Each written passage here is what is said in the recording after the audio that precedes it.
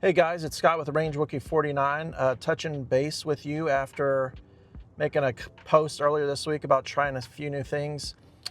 You know, they hooked me on TikTok and Instagram, so I thought I needed them. You know, it's one of the things when you're getting into this kind of sphere is all the other pieces that you're told you need, that you see other people using, and you're like, hey, well, if that guy's got it, I need it. And I've kind of held off on some of that stuff, just being a newbie. It's like, I don't want to sink any more money into this than what I already have.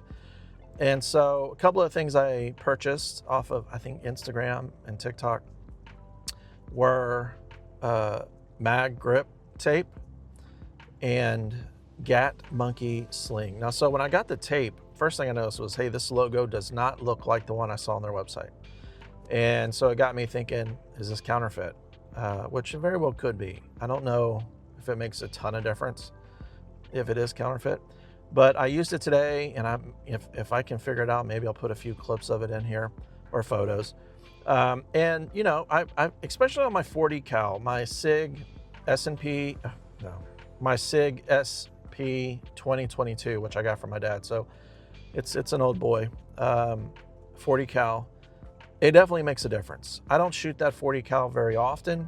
It's definitely more of a home defense choice, but the tape made a difference when it came to how much that grip will rub you by the end of your box of ammo. And so I did appreciate that. It felt good in the hand.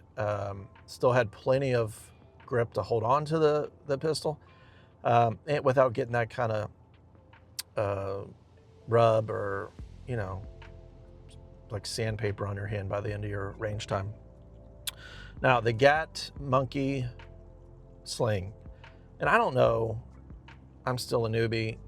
I don't know if I just don't comprehend the full use of a sling yet. I'm not clearing a building. I'm not running obstacles on a outdoor course anywhere. So right now, it feels more of a hindrance and just gets in the way. In fact, a couple times when I was slinging and unslinging on the range, I couldn't help but think of the guys watching the cameras for each bay. Like, what is this jackass doing? Because I felt it. Like, I'm hitting my ear protection. I'm knocking my hat off. It's a total crap show. But I think that's more of still me not fully comprehending when and where to use it. How, and just getting into the repetitiveness of putting it on and off, because you're thinking to yourself, okay, I gotta, you know, muzzle control. Hey, Astros fan in my shot back there.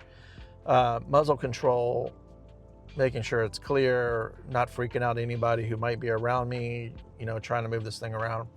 And so I think it's still new for me, and that's kind of on me. That's not necessarily the maker. It's super easy to use. I like the adjustability with just one hand. Whether you've got it on or off, you can still tighten or loosen it up. But so I think it's still me. I'm sure I'd appreciate any comments from anybody who's been doing it longer than 8 months. What you think about a sling, and do you take it to the range when you go indoor range?